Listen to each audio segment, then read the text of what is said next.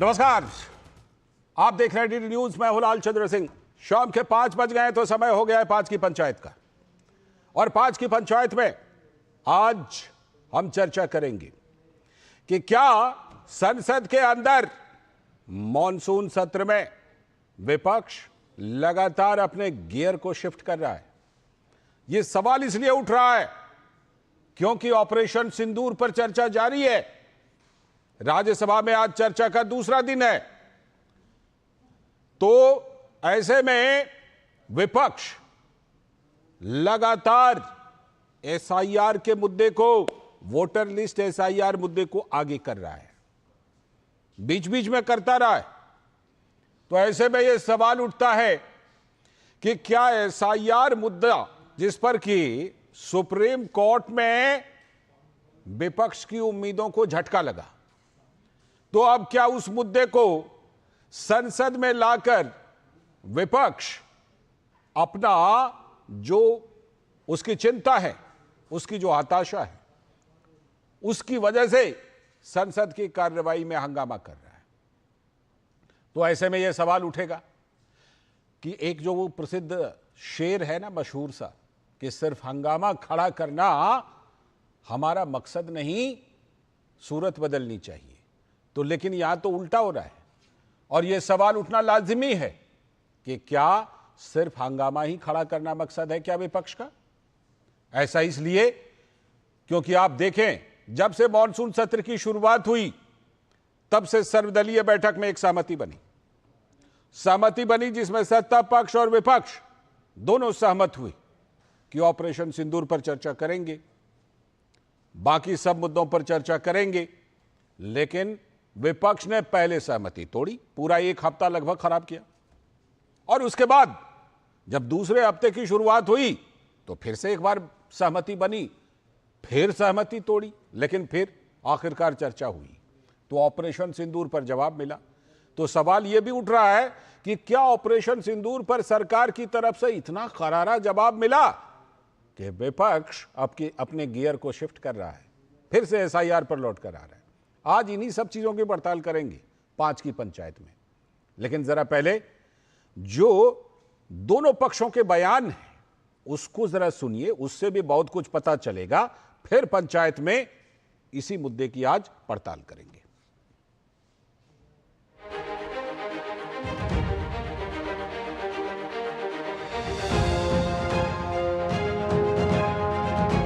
दुनिया में किसी भी देश ने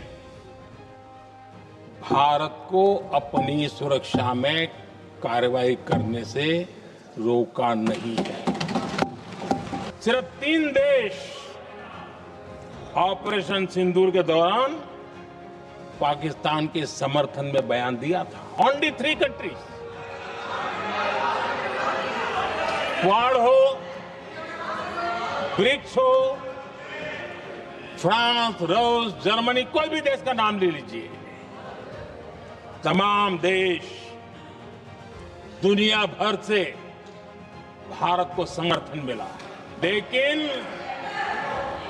ये दुर्भाग्य है कि मेरे देश के वीरों के पराक्रम को कांग्रेस का समर्थन नहीं। The DGMO of India was told by the government of India to ask for a ceasefire at 1:35 at night itself, on the night of Operation Sindoor. You told the Pakistanis exactly what you would do. You told them that we will not hit military targets. You told them we do not want escalation. We gave a message, sir, that we were not open to any mediation, that anything now between us and Pakistan would only be bilateral. We gave a message that we will not accept nuclear blackmail, that whatever talk there may be about nuclear danger, that will not deter us from going ahead with Operation Sindoor. We gave a message that we are now responding to Pakistani attacks and we will keep responding, and if that fighting is to stop, Pakistan must make a request, and that request can only come through the channel of the DGMO. हमारे विपक्ष के कुछ मित्र यह भी कह रहे हैं कि ऑपरेशन सिंदूर के दौरान हमें पाक ऑक्युपाइड कश्मीर यानी पीओके पर कब्जा कर लेना चाहिए था, पहले क्यों नहीं किया? जब मैं विपक्ष के अपने साथियों से यह बातें सुनता हूं, सभापति महोदय, मुझे आश्चर्य होता है कि ये लोग मन से यह बातें कर रहे हैं या केवल सिर्फ दिखावा मात्र है। खैर जो भी हो, खैर सभापति महोदय जो भी हो, हमेशा से ही भारतीय जनता पार्टी का और खुद मेरा भी ये स्टैंड रहा है कि वह दिन जरूर आएगा जब पाक ऑक्युपाइड कश्मीर के लोग, जब पाक ऑक्युपाइड कश्मीर के लोगों को भारत की शासन व्यवस्था का अंग बनने का सौभाग्य प्राप्त होगा। अगर भारत सरकार को असली दुश्मन न दिखाई देता हो, जहां लगातार ये बात कही जाती है कि जितना भी टेररिज्म है या टेररिस्ट आते हैं पाकिस्तान से आते हैं, लेकिन पाकिस्तान के पीछे कौन खड़ा है? चीन खड़ा है। आखिरकार ये जो युद्ध हुआ, क्या जब भी कभी होगा अटैक तो हमें इसी परिस्थितियों से गुजरना पड़ेगा? तो ये बड़े सवाल हैं जिसका जवाब सरकार को देना चाहिए। SIR हमारे देश की चुनाव आयोग की एक व्यवस्था है। दशकों से ये व्यवस्था देश में लागू है। अपने राजनीतिक पैंतराबाजी के लिए, सुविधा के लिए लोग उसको एक राजनीतिक उद्देश्य से विरोध कर रहे हैं। ये चिंताजनक है, निंदनीय है। ये रिवीजन जिस तरह से धांधली हो रही है बिहार या बंगाल में वोटर लिस्ट की, वो बंद हो, और जो आधार कार्ड है, जो इलेक्शन कमीशन का कार्ड है जिसके आधार पर पिछली बार वोट दिए हैं, उसकी अनुमति दी जाए। क्योंकि जब पिछली बार वोट लोकसभा में दे चुके हैं लोग जिस आधार पे, उसी आधार पे जो है अनुमति देनी चाहिए बिहार के लोगों को वोट करने की। ये वोट काटने का काम बंद होना चाहिए। এই যে পশ্চিমবাংলা থেকে প্রায় 1000 লোককে নিয়ে গেছে ট্রেনিং করবার জন্য দিল্লিতে, আমি জানতামই না। এটা ডিএমদের উচিত ছিল অ্যাটলিস্ট আমাদের ইনফর্ম করা, আমাকে না করুক সিএসকে ইনফর্ম করা। আপনারা বিএলও যেসব লিস্ট করেছেন, বিএলওদের কাছে আমার অনুরোধ থাকবে ভোটার লিস্ট থেকে কারো নাম যেন বাদ না যায় সেটা দেখার। মনে রাখবেন, ইলেকশন কমিশন তার নোটিফিকেশন যখন হবে ডেট অফ ইলেকশন, তখন থেকে এটা ইলেকশন কমিশনের আন্ডারে যায়। देखिए, टीएमसी हमेशा ही ऐसी करती रह रही है, क्योंकि उनको पता है कि उनका जो वोट बैंक है वो रोहिंग्याज और बांग्लादेश से आए हुए मुसलमान हैं, तो उसका नाम ना कट जाए इसके लिए वो ऐसा कर रहे हैं। लेकिन मुझे लगता है कि इलेक्शन कमीशन SIR करेगा कि नहीं करेगा उनकी बात है। ये SIR ठीक से नहीं हो रहा है। ये SIR करने के लिए 2-3 बरस टाइम लगता है। 2003 में जब हुआ था, 2007 से शुरू हुआ था, अभी 6 महीना का अंदर सब कुछ खत्म कर देंगे बोल रहे। ये आइन माफिक नहीं हो रहा है। किसी का वोटर लिस्ट से नाम डिलीट करेंगे तो उसको नोटिस देना पड़ता है इलेक्शन रूल्स में, उसको हियरिंग होता है। ये लार्ज स्केल में कर देता है। इसके लिए ये जो तानाशाही है, नानाशाही नहीं चलेगा। कई बार हम लोग देखते हैं, और ये बहुत बेसिक चीज है, किसी का निधन हो गया, उनका नाम चले ही जा रहा है वोटर लिस्ट में, और कई लोग ऐसे हैं जो उनके नाम पे जाके वोट भी डालाते हैं। तो ऐसे में एक इंटेंसिव रिवीजन होना जरूरी है। बिहार संजोग ऐसा है कि सबसे पहला चुनाव हमारे राज्य में ही है, बट आने वाले दिनों में असम में, बंगाल में, तमिलनाडु में, जहां जहां भी चुनाव हो रहे, इवेंचुअली ये पूरे देश में ये प्रक्रिया अपनाई जाएगी। पूरे देश में ये इंटेंसिव रिवीजन होगा और ये होना जरूरी है।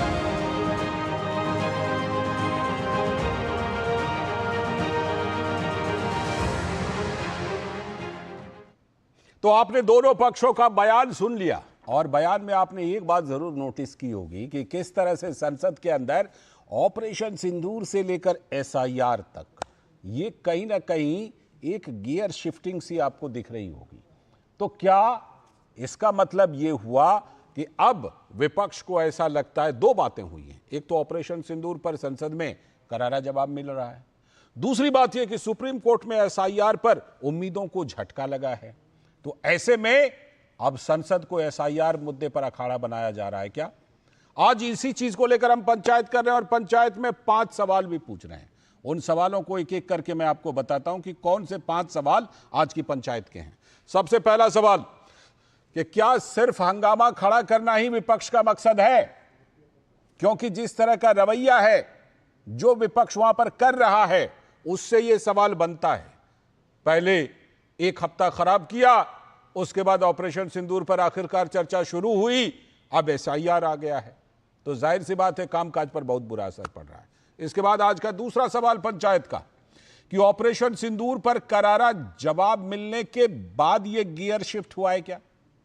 क्योंकि जिस तरह से प्रधानमंत्री, गृह मंत्री, रक्षा मंत्री, विदेश मंत्री, ये तो बड़े नाम है, और भी बहुत सारे लोगों ने जवाब दिया ऑपरेशन सिंदूर को लेकर, उसको लेकर, और कोई नया सवाल विपक्ष की तरफ से आया नहीं संसद के अंदर, तो फिर क्या इस वजह से गियर शिफ्ट कर रहा है विपक्ष? इसके बाद तीसरा सवाल कि फिर से वोटर लिस्ट एसआईआर के मुद्दे पर वापस लौट आया है विपक्ष। लग तो ऐसा ही रहा है, वैसे बीच बीच में इस मुद्दे को उठाता रहा है, लेकिन फिर भी अब पूरा जोर इसी पर है पहलगाम और ऑपरेशन सिंदूर के बाद। तो ये तीसरा सवाल। इसके बाद आज का चौथा सवाल कि एसआईआर पर सुप्रीम कोर्ट से उम्मीद टूटने पर अब संसद में हंगामा, क्योंकि सुप्रीम कोर्ट से वो राहत मिली नहीं जो राहत विपक्षी पार्टियां चाहती थी, तो अब लग रहा है कि अब संसद को ही अखाड़ा बना दें। और आज का पांचवा और आखिरी सवाल कि एसआईआर के मुद्दे पर आखिर विपक्ष में घबराहट है क्यों? किस बात का डर है? अभी चिराग पासवान कह रहे थे जो नहीं रहे उनका नाम कटना नहीं चाहिए क्या? जो गुजर गए, जो कहीं शिफ्ट हो गए, या जो गलत वोटर हैं, नाम तो कटना ही चाहिए उनका। लेकिन खैर, विपक्ष इसी एसआईआर पर अब सबसे ज्यादा लगता है कि इसी पिच पर खेलना चाहता है। क्यों हुआ ये गियर शिफ्ट? इसी पर आज पड़ताल कर रहे हैं 5 की पंचायत में। और आज 5 की पंचायत के पड़ताल में हमारे खास मेहमान जुड़ रहे हैं हमारे साथ। स्टूडियो में हमारे साथ धनंजय गिरी जी हैं, भारतीय जनता पार्टी के प्रवक्ता, बहुत बहुत स्वागत धनंजय गिरी जी। ऋषि शंकर मिश्रा जी हैं, राजनीतिक विश्लेषक हैं और कांग्रेस के समर्थन में जोरदार बातें रखते हैं, विपक्ष की बातें भी रखते हैं। बहुत बहुत शुक्रिया जुड़ने के लिए, बहुत बहुत स्वागत आपका। भास्कर सिन्हा रॉय जी हैं, टीएमसी के समर्थक और हमारे साथ जुड़ रहे हैं। बहुत बहुत स्वागत भास्कर सिन्हा जी आपका भी। और हमारे साथ इस पूरी पंचायत में सहयोग करने के लिए समीर चौगांवकर सर हैं, वरिष्ठ पत्रकार। बहुत बहुत स्वागत समीर सर।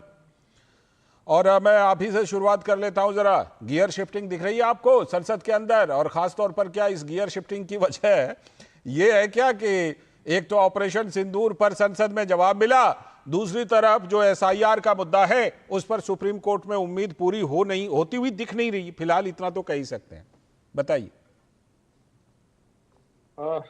देखिए लाल सिंह जी, 21 जुलाई से 21 अगस्त तक का ये संसद का मानसून सत्र था, 21 दिन का ये सत्र था जी।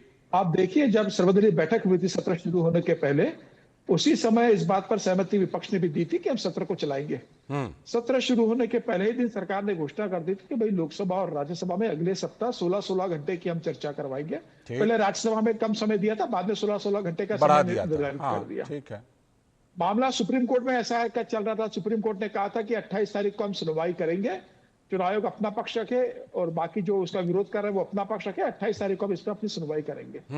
यह सब होने के बाद भी जब सोमवार को सत्र शुरू हुआ पिछली 21 तारीख को, तो विपक्ष ने हंगामा शुरू कर दिया एसआईआर को लेकर, पहलगाम के मामले को लेकर, ऑपरेशन सिंदूर को लेकर। जब सरकार ने कहा कि जब इस पर चर्चा होगी, आपके जो भी प्रश्न है एसआईआर पे हम उस पर चर्चा करेंगे, हम ऑपरेशन सिंदूर पर चर्चा करेंगे, विपक्ष ने पूरा एक सप्ताह वॉश आउट कर दिया, चलने नहीं दिया। फिर सहमति बनी कि हम चर्चा करेंगे। उसके बाद भी आज सोमवार को देखेंगे कि पहले प्रश्नकाल हुआ नहीं, 2 घंटे बर्बाद किए, उसके बाद लोकसभा में चर्चा शुरू हुई। प्रधानमंत्री मोदी ने सबसे आखिरी में सभी प्रश्नों का जवाब दिया, विदेश मंत्री ने जवाब दिया, रक्षा मंत्री ने जवाब दिया, गृह मंत्री अमित शाह जी ने जवाब दिया, तमाम तरह की बातें सामने रखी। अब जब लोकसभा में 2 दिन की चर्चा हो गई और राज्यसभा में 2 दिन की चर्चा हो गई और आज भी राज्यसभा में चर्चा चल रही है, अभी सब कुछ हो गया है। अब एसआईआर की क्या जरूरत थी जब सुप्रीम कोर्ट में सुनवाई हो चुकी है? और सुप्रीम कोर्ट ने बहुत स्पष्ट कहा है कि जिन लोगों के नाम कटे, चुनाव आयोग ने कहा है कि लगभग 65 लाख लोगों के नाम कटेंगे, जिसमें से ऐसे लोग भी हैं जिनका 2 जगह वोटर आईडी कार्ड है, 25 से 30 लाख ऐसे लोग हैं जो मर गए हैं, कुछ ऐसे लोग हैं जो जिनका स्थान एक जगह से दूसरे स्थान पर स्थानांतरण हो गया है, तो उन लोगों के नाम काट दिए गए। सुप्रीम कोर्ट ने बहुत स्पष्ट कहा है कि अगर विपक्ष या जिन्होंने सुप्रीम कोर्ट में गए थे, अगर 15 लोगों के ऐसे नाम लेकर 15 लोगों को ऐसे सामने लेकर आता है कि जिनका नाम कट गया है कि वो मर गए थे, और अगर वो जिंदा निकलते हैं तो हम इस पूरी प्रक्रिया को रोक देंगे। आप हमें 15 आदमी लाकर दिखा दीजिए जिनका नाम जिसका नाम चुनाव आयोग ने यह कहकर काट दिया होगा कि इनका निधन हो गया है, इसका हम नाम काट रहे हैं। वो 15 लोग आप जिंदा लेकर आ जाइए, हम पूरी प्रक्रिया को रोक देंगे। अब इतने लाख लोग काटने में से 15 लाख लोग ये ला सकते हैं। इनके तो 1.5 लाख से ज्यादा डीएनए बूथ लेवल एजेंट पूरे बिहार के अंदर सक्रिय है, लगातार अपने मतदाताओं को वेरीफाई कर रहे हैं, अपने वोटर्स को जोड़ रहे हैं। तो मुझे लगता है ये समस्या नहीं होगी इनके लिए। अगर लगता है तो ये लेकर आए। सुप्रीम कोर्ट ने कहा है कि हम इस मामले को तुरंत देखेंगे, इसमें कोई देरी नहीं करेंगे। जब सुप्रीम कोर्ट का इसके ऊपर अपना ऑब्जर्वेशन आ चुका है, उसके बाद संसद के अंदर इस पर एसआर को लेकर होल्ला मचाने का क्या मतलब है? आपको चुनाव आयोग पर भरोसा नहीं है, आप चुनाव आयोग पर भरोसा नहीं करते, इसलिए आप सुप्रीम कोर्ट गए। सुप्रीम कोर्ट ने उसमें अपना ऑब्जर्वेशन दे दिया 28 तारीख को, उस पर आपको भरोसा नहीं है, उसके बाद आप पार्लियामेंट को चलने नहीं दे रहे। तो पार्लियामेंट तो जनता के हित के लिए है, आप क्यों पार्लियामेंट को नहीं चलने दे रहे? ममता बनर्जी कहती है कि बंगाल अस्मिता की सवाल है, बंगाल में भी एसआर को नहीं होने देंगे। अरे जो मर गए हैं क्या फर्जी वोट करवाओगे? जिनका डबल वोटर है क्या डबल वोटिंग करवाओगे? जो पलायन कर गए उनके नाम पर किसी घुसपैठ से वोटिंग करवाओगे? ठीक है, जब ये साफ सफाई जो चुनाव आयोग कर रहा है, ठीक है, तो इसमें क्या दिक्कत है? किसको दिक्कत है? बिल्कुल, और दिक्कत हो भी तो सुप्रीम कोर्ट ने, आपने बिल्कुल सही कहा कि सुप्रीम कोर्ट ने क्या कहा। सुप्रीम कोर्ट ने कहा कि अगर कहीं पर गड़बड़ी का मामला है तो लाइए, उसके बाद फिर से देखते हैं इसको और रोक लगाएंगे फिर इस प्रक्रिया पर। अभी तो रोक लगाने का कोई मतलब नहीं है। ऋषि शंकर मिश्रा जी, एक राजनीतिक विश्लेषक के तौर पर भी और विपक्ष के नजरिए से भी बताइएगा कि क्या संबंध है इसमें कि संसद में ऑपरेशन सिंदूर पर चर्चा हुई, जबरदस्त बातें आई, जवाब भी जबरदस्त मिला, उधर सुप्रीम कोर्ट से एसआईआर पर उम्मीद टूटी और अब संसद में एसआईआर की जबरदस्त गूंज सुनाई फिर से पड़ रही है। क्या इन सब बातों के बीच में क्या रिश्ता देख रहे हैं राजनीतिक विश्लेषक के तौर पर, और जरा विपक्ष के नजरिए को भी समझाइएगा। एक सुप्रसिद्ध फिल्म का गाना है कि तुम इतना जो मुस्कुरा रहे हो, क्या गम है जो छिपा रहे हो। ठीक। तो प्रधानमंत्री जी कल संसद पटल पे मुस्कुरा तो रहे थे, लेकिन गम भी छुपा रहे थे। अच्छा। जो कह रहे थे उनका बॉडी लैंग्वेज साथ नहीं दे रहा था। कहना कुछ और चाह रहे थे, बॉडी लैंग्वेज कुछ और दिख रहा था। हाँ। देखिए, कई ऐसे सवाल हैं जो कांग्रेस ही नहीं, तमाम देश के 140 करोड़ देशवासी प्रधानमंत्री, हमारे आदरणीय प्रधानमंत्री से जानना चाहता है। मुझे उम्मीद था कि देश के रक्षा मंत्री से लेके गृह मंत्री से लेके कई गणमान्य मंत्रियों ने स्पीच रखा और अंत में प्रधानमंत्री ने रखा। हम भी पूरे दिन थ्रू आउट प्रधानमंत्री का स्पीच देख रहे थे।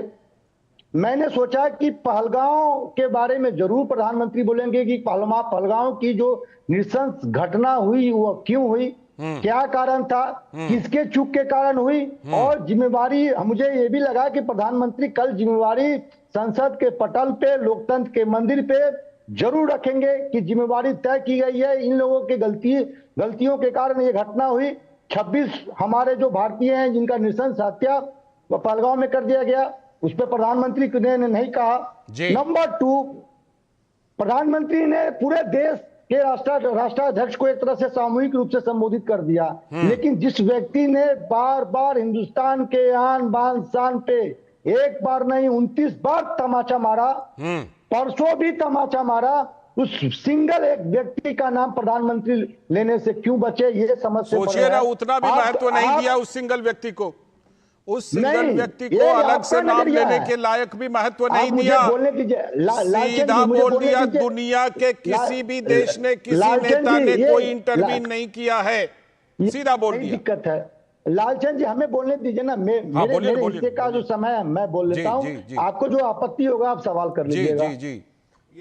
हम तो विश्व गुरु हैं। हाँ, वो रखेंगे, ऋषि शंकर जी अपने लिए भी याद रखेंगे। हाँ, रखेंगे। हाँ, मैं भारत के प्रधानमंत्री को विश्व गुरु मानता हूँ। विश्व गुरु मतलब हमारे प्रधानमंत्री से बड़ा ताकतवर कोई नेता नहीं है, मैं ऐसा मानता हूँ। बीजेपी के लोग मानते हो या नहीं मानते हो, मुझे फर्क नहीं पड़ता, लेकिन हमारे प्रधानमंत्री पे मुझे गर्व है। और प्रधानमंत्री इतने ताकतवर हैं, 140 करोड़ देशवासी उनके साथ हैं, उन्होंने ट्रंप का नाम क्यों नहीं लिया? जिस व्यक्ति ने हमारे देश के आन बान शान पे तमाचा मारा, एक बार नहीं 29 बार तमाचा मारा, हमारे सेना का अपमान किया, हमारे सेना के रणनीति पे मुझे थोड़ा भी प्रसन्नचित नहीं है, लेकिन सरकार के जिस प्रकार से नीति रहा है ऑपरेशन सिंदूर को लेकर, उस पर सवाल है। नंबर 3, जब पाकिस्तान ने घुटने टेक दिए, हमारे पास मौका था पाक ऑक्युपाइड कश्मीर लेने का। आज राजनाथ सिंह कहते हैं कि हम लेंगे, मौका था तो आपने लिया नहीं। नंबर चार अच्छा, कितने मंत्री चौथा प्रश्न आखिरी है ना? सुन तो लीजिए ना। अच्छा, पहले स्लॉट में 4, अरे सुन तो लीजिए, पहले स्लॉट में 4, चौथा प्रश्न ले लेते, चौथा प्रश्न ले लेते हैं, फिर आता हूं। धनंजय गिरी जी चौथा प्रश्न लेकर। हाँ, चौथा प्रश्न, 4 पॉइंट आया कि बिल बिलाने लगे। चौथा प्रश्न, इनके मंत्री, हमारे वीर सैनिक, हमारे देश के आन बान शान जो सेना है उसको आतंकियों की बहन कहा। प्रधानमंत्री ने पार्लियामेंट में उस नेता के लिए 2 शब्द तक नहीं कहे। हमारे पहलगांव में जो 26 परिवार शहीद हुए, उनमें से किसी एक व्यक्ति का नाम नहीं लिया। मुझे बहुत निराशा। ठीक है, अब धनंजय गिरी जी आपको जवाब देंगे, धनंजय गिरी जी जवाब देंगे, लेकिन उससे पहले मेरा जो नजरिया था, किसी ट्रंप का या किसी एक व्यक्ति का नाम लेने की जरूरत ही नहीं है। जब आप कह रहे हैं ना कि दुनिया के किसी नेता ने, तो किसी नेता मतलब ये, किसी नेता मतलब ये कि ट्रंप, अमेरिका के राष्ट्रपति ट्रंप हो कि कोई और हो, किसी नेता ने कोई नहीं किया। मेरा ये नजरिया है। लेकिन धनंजय गिरी जी का जवाब, धनंजय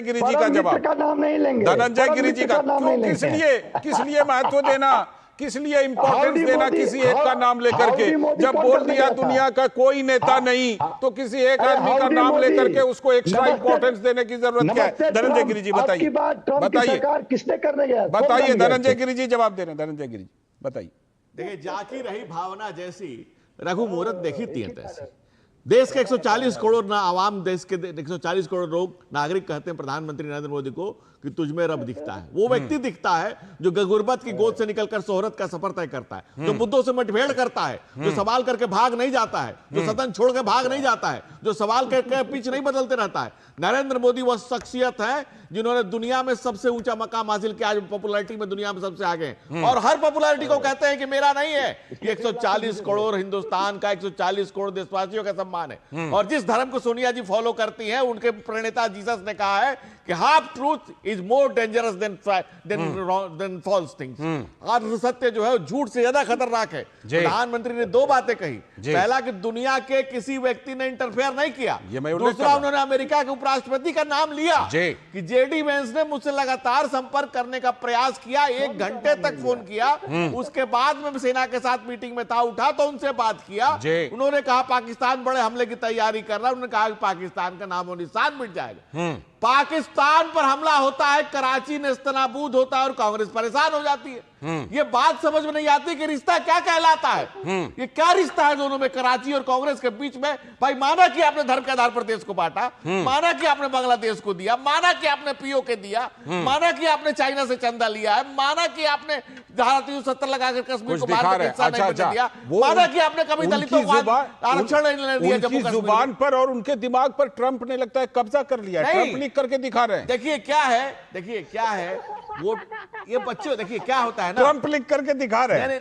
वो उनके लिए ट्रंप कार्ड है, मैं वही उनके लिए ट्रंप कार्ड है। वही कह रहा हूं। देखिए एक बात समझ लीजिए, हम तो भाई इसी मिट्टी के हैं, हमारी तो पढ़ाई भी यहीं की, लुगाई भी यहीं की। अब जिनकी पढ़ाई कहीं की, लुगाई कहीं की, जिनकी बेवफाई जमीन से हो, जिसको इस देश की सेना पर भरोसा नहीं हो, इस देश के डीजीएमओ पर भरोसा नहीं हो, इस देश के रक्षा मंत्री पर भरोसा नहीं हो, इस देश के संसद पर भरोसा नहीं है, जिस लोगों को, लेकिन ट्रंप गाएंगे, अमेरिका के संसद में जाकर भारत पर सवाल उठाएंगे, लंदन की धरती से सवाल उठाएंगे।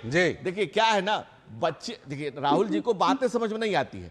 बच्चों को आप मनोहर पोथी में देखते हैं, किताब लिख के दिखाना पड़ता है। जो अपने अभी नर्सरी क्लास के जो बच्चे होते हैं, आप मनोहर-पोथी भाई पढ़िएगा साहब, तो उसमें कितना डरते चित्र हैं? बड़े बने होते हैं, चीजें छोटी लिखी होती अच्छा, है। ट्रम्प तो से जिनके कितना नेता ही डरते मनोहर-पोथी हैं? पढ़ने वाले अभी हो, जी। उसका ट्रम्प से प्रवक्ता क्यों अगर डरते हैं आपको आप? मनोहर-पोथी ठीक जैसा ठीक हरकत करे, ठीक ठीक ठीक ये आप दोनों मनोहर के पास हरकत है। आता हूं, आप दोनों के ये पास मनोहर आऊंगा। हरकत है। अभी पहले जरा भास्कर सिन्हा रॉय जी के पास, मनोहर-पोथी की पहले मनोहर जरा हरकत है। भास्कर सिन्हा रॉय जी के ट्रम्प पास, से क्यों डरते हैं भास्कर सिन्हा रॉय जी, भास्कर सिन्हा रॉय जी, ये बताइए भास्कर सिन्हा रॉय जी कि क्या एसआईआर को लेकर के अब ये लग रहा है कि क्योंकि सुप्रीम कोर्ट ने वो राहत नहीं दी जिस राहत की उम्मीद थी, तो क्या टीएमसी में एसआईआर को लेकर घबराहट बढ़ रही है? क्योंकि इस बीच वेबसाइट पर चुनाव आयोग ने 2002 का वोटर लिस्ट डाल दिया है, तो यह माना जा रहा है कि अब बिहार के बाद बंगाल की प्रक्रिया शुरू हो गई है एसआईआर की।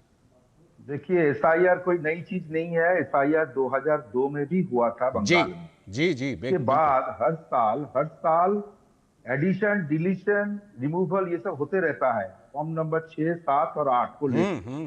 अब बिहार में जो हुआ, क्यों सवाल पैदा हो रहा है, बिहार में पूरा वोटर था 7 करोड़ 90 लाख 2024 लोकसभा चुनाव से पहले ये हुआ था।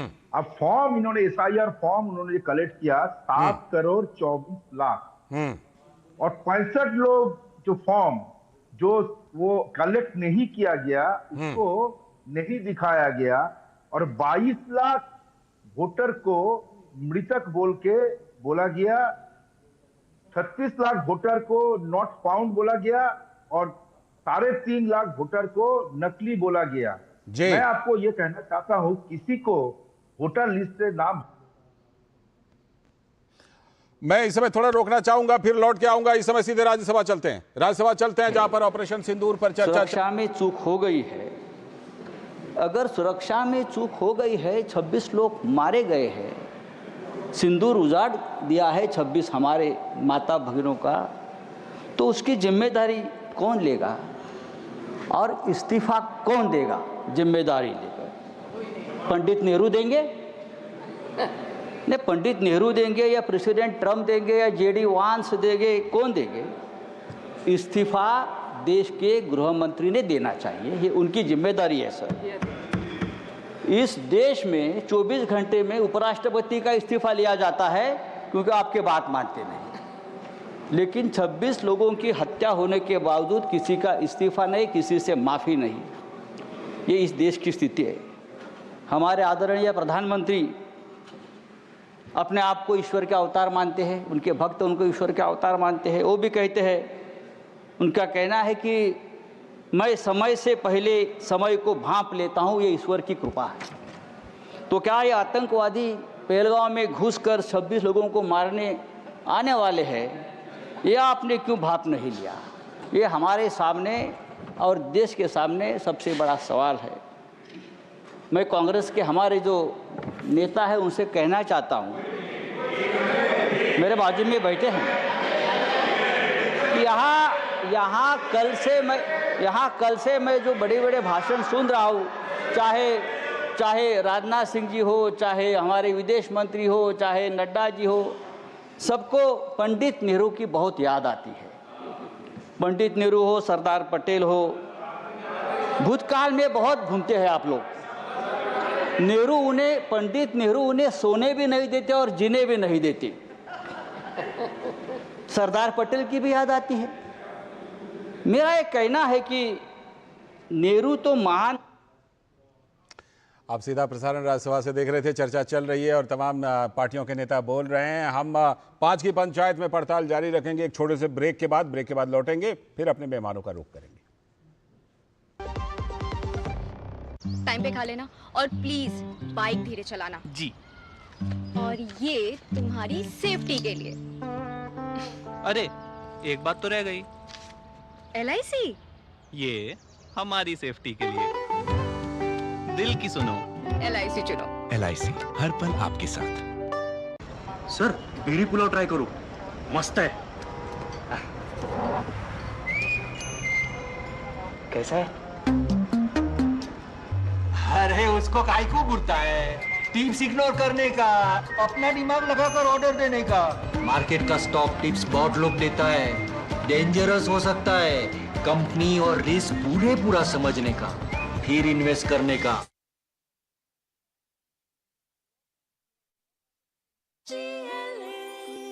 जो लक्ष्य चुना था समझ आने लगा है। GLA यूनिवर्सिटी, उच्च लक्ष्य की निश्चित प्राप्ति। स्वागत। ब्रेक के बाद आप आज की पंचायत देख रहे थे और देख रहे हैं। अभी की ब्रेक से पहले हम भास्कर सिन्हा रॉय जी के पास गए थे, तो उनकी बात अधूरी रह गई थी, तो सबसे पहले वही बात पूरी करेंगे। भास्कर सिन्हा जी। हाँ, तो ये जो सवाल है, एक साल में 2024 के बाद आज ये 2025 में 1,26,00,000 वोटर को कैसे इन्होंने बोल दिया कि नॉट लीगल वोटर नहीं बोल दिया। फिर अभी देखा गया कि फॉर्म कलेक्शन जो हुआ है, हम लोग जानना चाहते थे FIR फॉर्म कितने लोगों से सबमिट किया गया और कलेक्ट किया गया। अच्छा, 7,24,00,000 जो वोटर हैं उनसे सबसे क्या वो फॉर्म लिया गया? विदेशी को मिल गया? कोई विदेशी मिला? थोड़ा सा इसको कट शॉर्ट करूं? देखिए सवाल मेरे को कहने दीजिए। मैं थोड़ा सा कट शॉर्ट आप ही को एंगल दे रहा हूं, आपको एंगल दे रहा हूं कि सुप्रीम कोर्ट में ये सारे डेटा को देखा गया और सुप्रीम कोर्ट ने आप लोगों को, सुप्रीम कोर्ट ने SIR के विरोधियों को एक तरह से कहिए एक दिया है, एक अवसर दिया है कि गड़बड़ी ढूंढ कर ले आइए, फिर हम इस प्रक्रिया पर रोक लगा देंगे। गड़बड़ी बताइए, गड़बड़ी सुप्रीम कोर्ट में पहुंचाइए। सुप्रीम कोर्ट तक जाने का पहले तो आप तो हम तो मैं आता हूं, धनंजय जी जवाब दीजिएगा। बीजेपी को सवाल पूछा। हाँ, अब दूसरा बात ये कि सुप्रीम कोर्ट तो कहा है कि पहले तो बोलना कि आधार कार्ड और वोटर कार्ड को हम लोग कुछ, और पैन कार्ड ये सब को हम कोई वो नहीं देंगे, 11 डॉक्यूमेंट जो है उसी को हम लोग वो करेंगे। देखिए अगले 12 तारीख 13 तारीख अगला सुनवाई है, लेकिन ये संभावना क्या नहीं है क्या अगर मान लीजिए पूरा प्रोसेस को भी स्क्रैप कर देने का भी चेतावनी भी दिया है सुप्रीम कोर्ट, ये भी आपको कहना चाहिए। अगर देखिए SIR होने के लिए नहीं, SIR का जो पद्धति अपना जा रहा है बिहार में जो हुआ, क्या मोदी जी को इतना सारे सीट मिले थे? क्या ये सब 1,24,00,000 जो वोटर है इन लोग एक साल में ही गायब हो गया? तो क्या कर रहे थे इलेक्शन कमीशन? मैं कह रहा हूं कि आपकी जिन बातों में आधार है, जिन बातों में दम है, उन बातों को जरूर सुप्रीम कोर्ट में रखिए। सुप्रीम कोर्ट ने और मौका दिया आपको कि गड़बड़ी ढूंढ कर लाइए, फिर प्रक्रिया पर रोक लगाएंगे। आपने आधी बातों का जिक्र कर दिया भास्कर जी, आपने आधी बातों का जिक्र कर दिया कि सुप्रीम कोर्ट ने आधार कहा था, वोटर कार्ड कहा था, राशन कार्ड कहा था, लेकिन उसका भी जिक्र कीजिए कि चुनाव आयोग ने हलफनामा दाखिल करके बात रख दी। धनंजय जी कुछ काउंटर करना चाहते हैं, उसके बाद फिर बिहार में 2003 में इसके पहले जो वोटर आइडेंटिफिकेशन हुआ था, जो सीधी जारी की गई थी, उसमें 12.32% लोगों के नाम कटे थे। 2000 के चुनाव में बिहार में 61% मतदान हुआ। 2005 में 45% मतदान हुआ।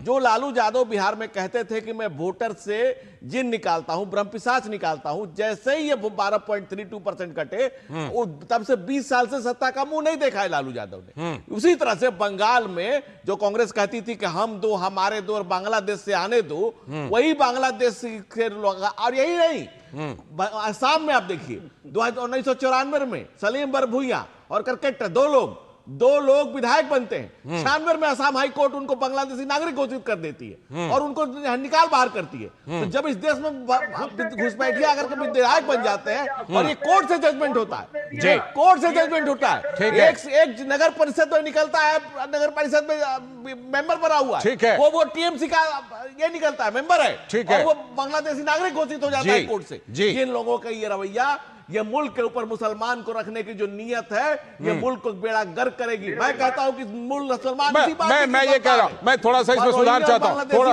मुल्क के ऊपर मुसलमान, मुल्क के ऊपर घुसपैठिया, मुल्क के ऊपर घुसपैठिया कहिए। दूसरी बात मैं कह रहा हूं, आप ये कहने में सच्चा, इस देश का मुसलमान इस देश की माटी से जुड़ा हुआ, मजबूती से जुड़ा हुआ है। बिल्कुल, मैं वही कह रहा हूं। आप तुष्टिकरण क्यों करते हैं? आप क्यों नहीं कहते हैं कि जब कश्मीर में आ रहा हूं ऋषि जी आ रहा हूं, धर्म पूछ कर मारा, उन्होंने धर्म पूछ करके मारा, हिंदू पूछा, ये पॉइंट आप सही कह रहे हैं, क्योंकि संसद में पूरी चर्चा के दौरान मैंने विपक्ष के किसी नेता के मुंह से ये बात नहीं सुनी। विपक्ष के किसी नेता ने इसका जिक्र तक नहीं किया कि किस तरह धर्म पूछ करके मारा था। ऋषि शंकर मिश्रा जी कीजिए काउंटर, क्यों नहीं विपक्ष के नेताओं ने जिक्र किया? क्या धर्म पूछ करके नहीं मारा था? अब देखिए, इनको मौत में भी हिंदू मुस्लिम दिख रहा है, जो आतंकवादियों का हिंदू मुस्लिम दिख रहा है। क्या बेवकूफी की बात कर रहे हो?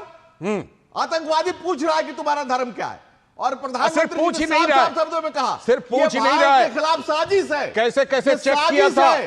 कैसे ये भारत कैसे के चेक खिलाफ किया था। बहुत बड़ी साजिश है। ये दंगे कराने की, बंटवारा करने के, जिस बंटवारे को, जिस धर्म के आधार पर कांग्रेस ने बंटवारा किया था, ये उसी की साजिश है। अच्छा ठीक है, ठीक है, मैं आ रहा हूँ ऋषि शंकर मिश्रा जी, ऋषि, ठीक ठीक, अब ऋषि जी का काउंटर, अब ऋषि जी को काउंटर करने दीजिए, ऋषि जी को काउंटर, लेकिन ये खूनी पंजा क्यों ठीक है, ठीक है, ठीक है, सवाल यहाँ खड़ा होता ठीक है, ऋषि जी जवाब दे रहे हैं, बोलिए ऋषि जी, बोलिए बोलिए, प्रोटोकॉल फॉलो किया कीजिए, बोलिए बोलिए को मत ज्ञान में बोलिए बोलिए बोलिए आप।